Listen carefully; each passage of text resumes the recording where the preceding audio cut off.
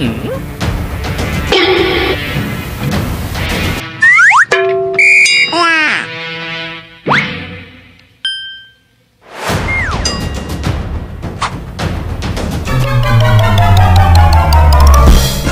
pa natutuyo ang tubig na umaagos sa sapang bato.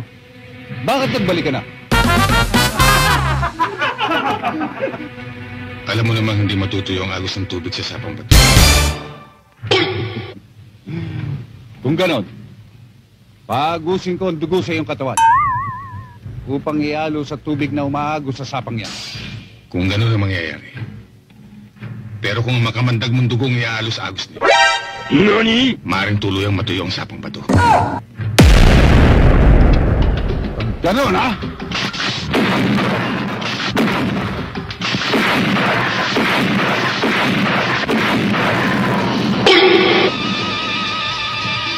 Ayaw, di ma!